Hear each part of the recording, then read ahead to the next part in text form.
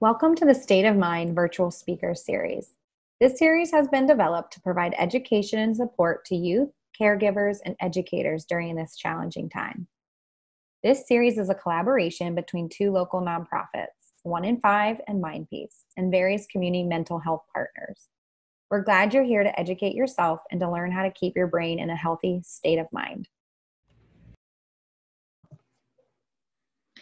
Hello there. Thanks for joining me today for the State of Mind series presentation.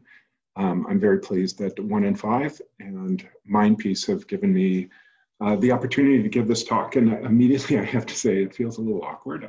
I'm used to giving talks in person. I'm used to giving talks in Zoom and WebEx, but generally those have been to live audiences, and so for me to do this right now, just kind of staring at myself, feels a little bit awkward, but hopefully I'll get past that. And it won't be a distraction for you all. So my name is Stuart Slevin. I'm a pediatrician, and I currently work for an organization called the ACGME, and my focus of my job is on physician well-being, trying to help doctors get to a better place in terms of their own mental health and well-being. I've been there at the ACGME for about 2 years, and when I joined them, one of the things that I kind of negotiated or insisted upon was that they give me some time to work on something that I care deeply about, which is adolescent mental health. And that's going to be what I'm focusing in on today, looking specifically at the sources of stress and distress that I think teenagers are facing today, and then what we can do about that. You know, how we can help students, help teenagers find a healthier, happier place as they go through their education and go through life. What I've done is I think really important in terms of informing my work, which is to say that the best way to figure out where the sources of stress are is actually just to ask teenagers themselves. And so I've now done surveys of teenagers in 11 high school districts in California, in Missouri, and now most recently in Ohio. And I have to say the findings were really pretty concerning, which is that we found very high rates of depression and anxiety. And one thing I can say right off the bat is if you feel like you may be suffering from depression or anxiety, you're not alone. I mean, in the findings that I was able to kind of uncover, we really saw very high rates of depression and anxiety. And it may not be obvious because I think a lot of times teenagers hide those feelings. So again, if you feel anxious or depressed, realize that you're not the only one who's feeling that way. So in the survey, we didn't only ask about mental health, depression and anxiety specifically. We also asked them to rate various stressors in their lives, and those stressors were really in a broad area, probably like 30 stressors that we asked about. We asked about different elements of school and how they viewed their education, but also social stressors, stressors with friends, but also stressors with family and family relationships, and then also relationships with boyfriends or girlfriends, etc. So those were the things that we explored, and we asked students, asked the teenagers to evaluate like how big a stress they were. And the findings, I think, were really pretty striking. The top stressors were as follows. So one was time pressure, just sheer time pressure in your day. Pressure to get into a good college was also a big source of stress for many teenagers. The amount of material you're expected to learn, the amount of homework, those were all the biggest stressors that students consistently rated in all of the schools and all of the teenage populations that I studied. And what's striking about them is those are all school related. there's kind of a narrative out there. There's a story out there that I don't know, maybe parents may buy into, and a lot of people buy into. That no, it's all social media. It's your iPhones. It's Instagram and Snapchat, et cetera, et cetera. But actually, if you ask the teenagers and look at what the teenagers said, it's not. Those are the ones that they actually rated as low stressors. Now, certainly there's some individuals who may be stressed by feeling bullied or not included, but many, many more feel stress just because of their daily activities in school. And what was most interesting, I didn't name the number one stressor, because this one, but this one was kind of a surprise to me. But we asked in the stressor list, pressure from all sorts of sources, pressure from parents, pressure from teachers, pressure from coaches, et cetera. But the number one source of stress overall, of all of the different items, was pressure from self.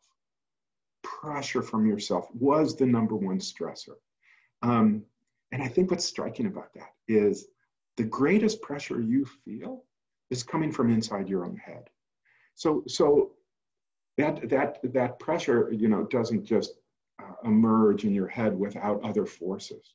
And I think what's going on for many of you, not all of you, but for many of you, is that pressure is being fed into you from all sorts of sources, from teachers, from coaches, from parents, not even necessarily direct pressure from your parents, but the idea that you don't want to disappoint your parents. I think all of those come together, and it's fueled by a belief by many that you better get into a really good college. First, you better go to college, and then you better get into a really good college, because if not, you're never going to be successful in life. And the reality is, and this is going to be something in a talk I give to your parents, but you should know this too. There's little to no evidence, actually, that the college you go to is going to have a big impact on your future success or happiness. There's a great book called Where You Go Is Not Who You'll Be. It really lays out all the evidence that shows, no, it's much more up to you than the college you go to in terms of your future success and happiness. So those, I think, those internal pressures that you face in this college pursuit and doing really well academically, I think is producing a lot of the distress and stress that people are feeling. And I guess for me, one of the things that I think is really important to say is that it's not just that stress, but from those sources, but it's also what I've become very interested in recent years is what I call mindsets, these kind of mental filters in which you see yourself and kind of your place in the world. And then these thinking patterns, I think that are really widespread in teenagers. They're actually really widespread in medical students and physicians. That's where I started studying them. But they don't start in med school or when you become a physician. These start early in life. And what's interesting is that you don't even necessarily notice them, or you don't question them. You just think, oh, this is the way I think, and that's the way it has to be. But what those thinking patterns can do and those mindsets can do is they can add to your distress in really significant ways. So the focus of this talk is really on those mindsets and those thinking patterns. And then importantly, like what you can do about them, right? So I'm going to start with the mindsets, and there are really 4 of them that I'm going to talk about. I think that all can play out in significant ways in high school and actually earlier and then later in life as well. So the first one is what I would term performance as identity. It's the experience of getting a test score back, a grade, and feeling like you are that score, not that I got that score. And when you view like performance, particularly academic performance as identity, that can contribute a lot more to one's distress than if you just view it as, oh, this is how I did on this test. So performance as identity is one. A second one is comparison. What we found in our surveys is that there is just relentless comparison that kids are doing. And it's not just about academic performance. It's also like extracurricular activities. Am I doing enough? Am I doing enough leadership roles, right? So there's this sense of comparison.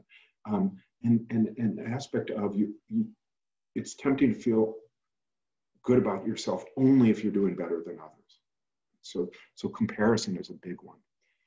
The third one is perfectionism. And what we're seeing is it's widespread. And not only is there perfectionism, there's something called maladaptive perfectionism, which basically means you're repeatedly setting the bar so high for yourself that you're repeatedly disappointed in yourself. Not disappointed in your performance again, it's disappointed in yourself.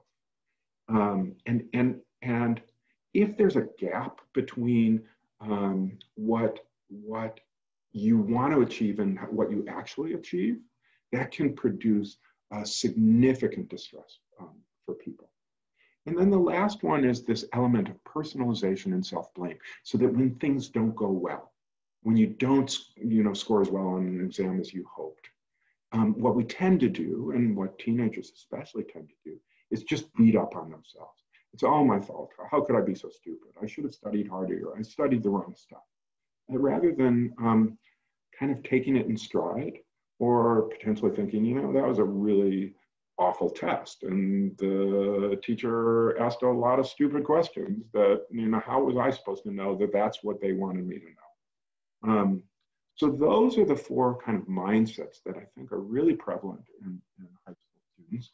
And what those mindsets can do, and this is a really important piece, is those thoughts, all of those are thoughts that you have, can contribute to these feelings of what I would term inadequacy, embarrassment, or even shame about your academic performance, about how you're doing in school. So those are the mindsets and the feelings you may be experiencing. And so why are those so important? What we found in our surveys is really interesting, because we asked students about all of those, about perfectionism, about comparison, those feelings. And what we found was that if you had this perfectionistic streak and it had a sense you were not achieving at the standards you imposed on yourself, if you were comparing yourself relentlessly to others, if you were feeling inadequacy, embarrassment, or shame about your performance in school, you were much, much more likely to be depressed or anxious.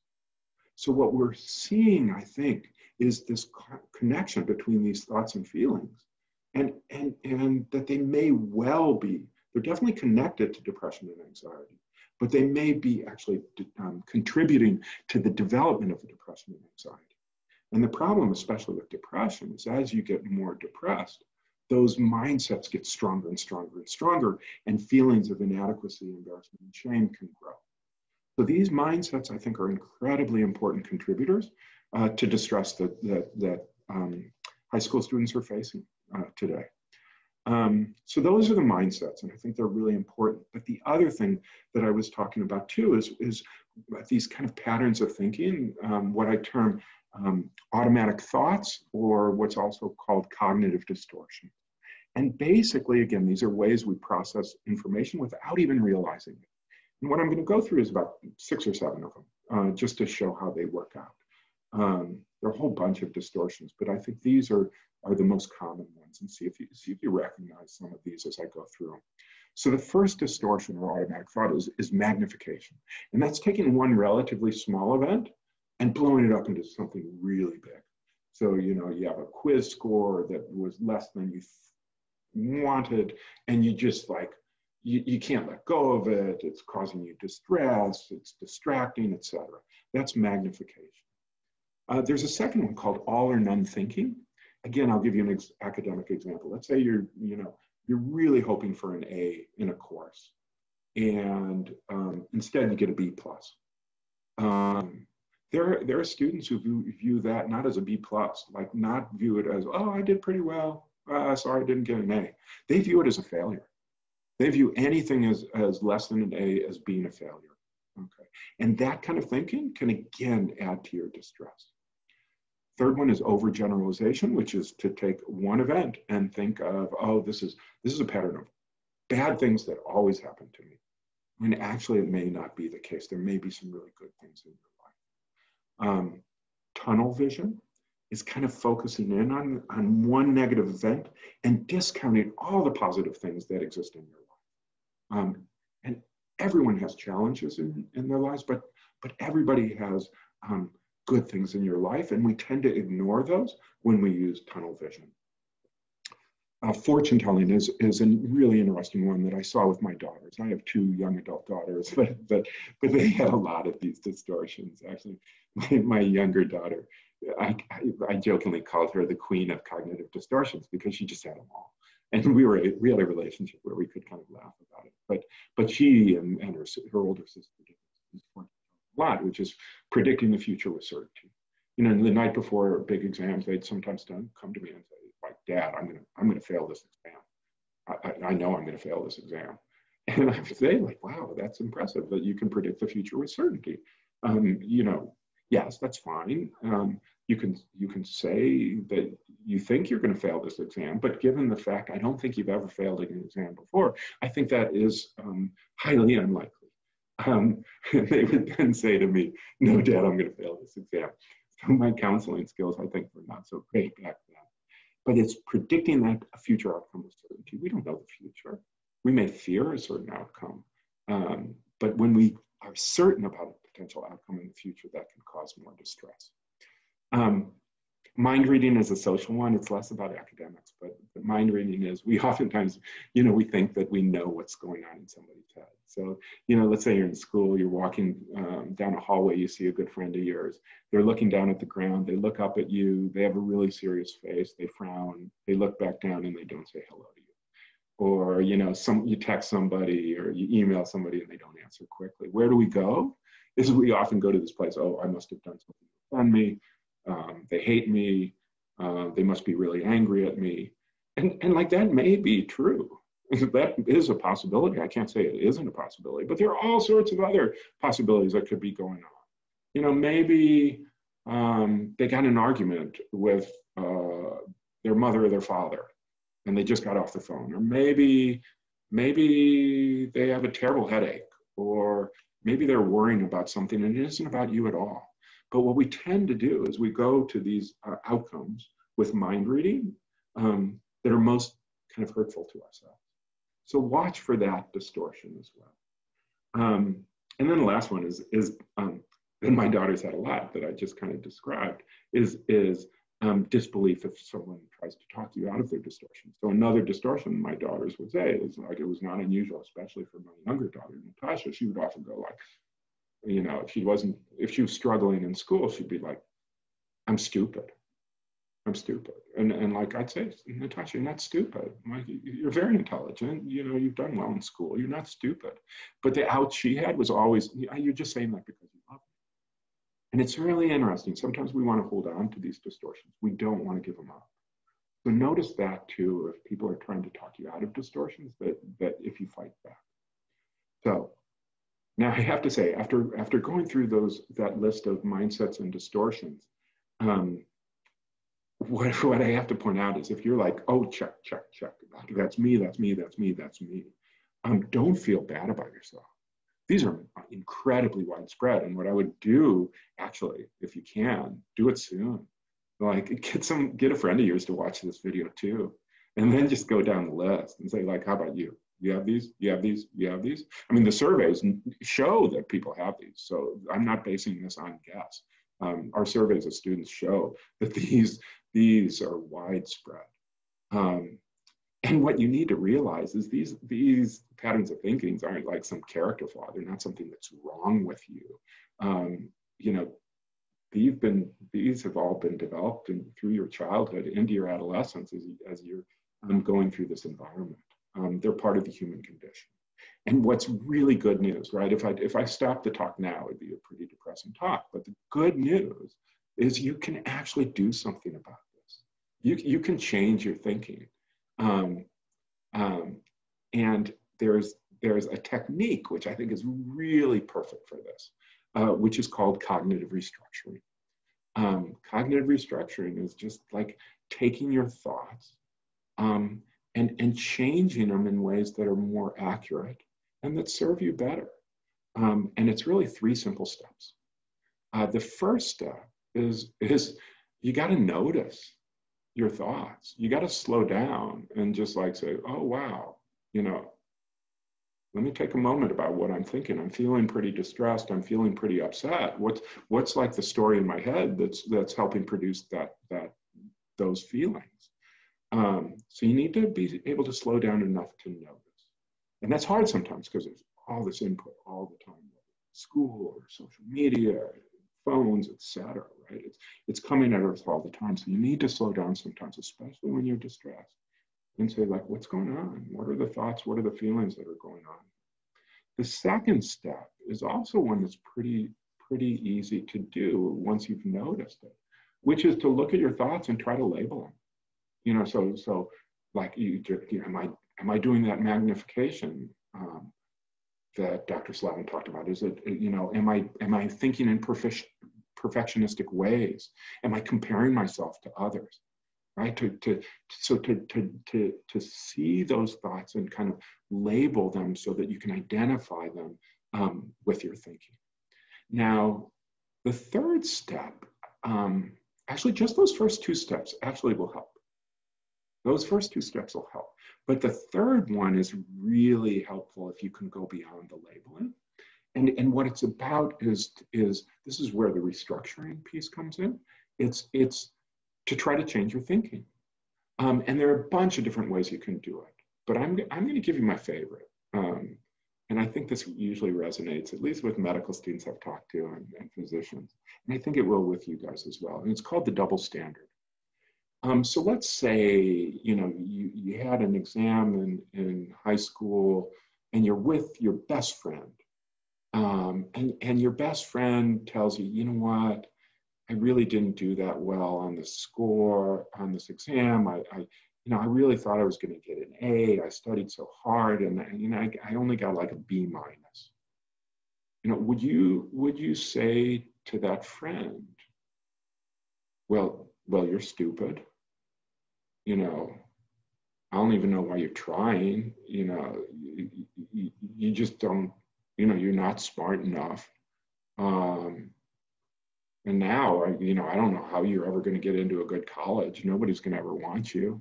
And, you know, and you're never going to be successful. Of course, you wouldn't say those things to your friends, or at least I hope you wouldn't. You wouldn't have many friends. But we're very comfortable talking to ourselves in that way. And what you got to realize is you shouldn't use a voice with yourself that you would use with no one else.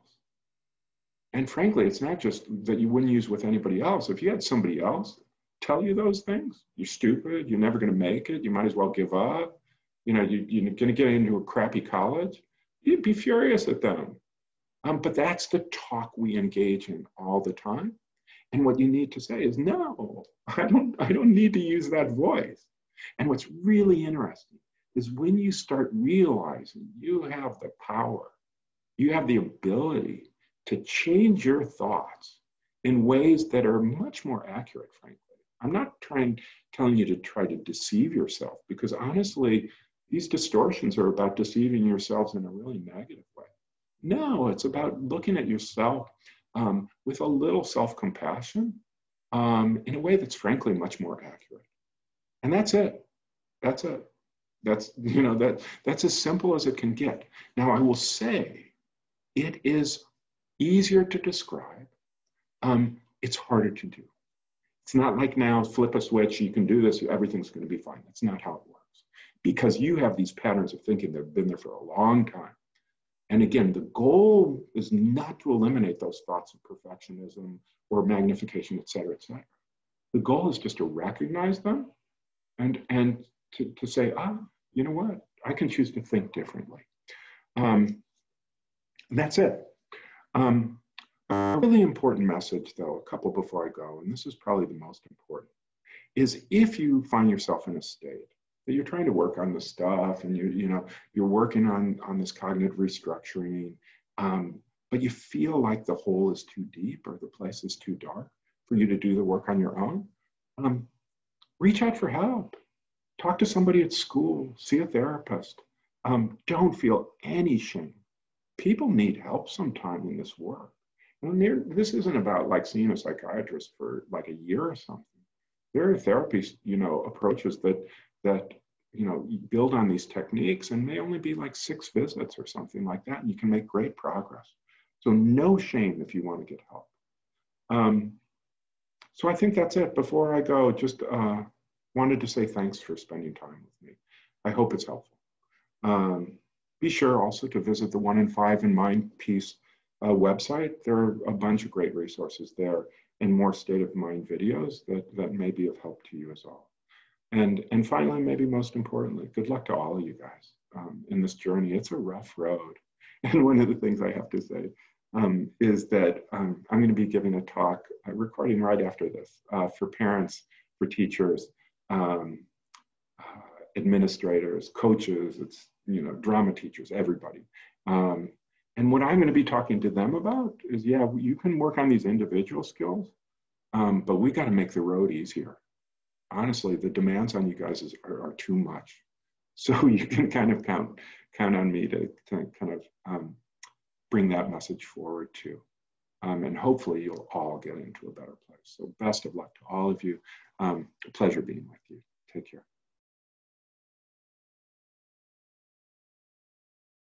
A special thank you to our State of Mind speakers and to you for joining us. More videos and educational resources can be found at 1 in 5's website. If you feel like you or your child is in need of professional support, therapists are available. Please refer to MindPeace's school-based or community resource page. For a mental health crisis or emergencies, patients and families are encouraged to contact their current mental health provider first. This allows the mental health provider who knows your child best to provide support and direction. If your child does not have a mental health provider and they are experiencing a non-life-threatening mental health crisis, you are encouraged to contact the Psychiatric Intake Response Center at Cincinnati Children's Hospital Medical Center. 513-636-4124. Call 911 or go to the emergency department if you are experiencing a medical emergency, a life-threatening mental health crisis, or are directed to go there by a medical provider. This will help limit the spread of COVID-19 in our community and allow our emergency departments to care for patients with the most critical needs first.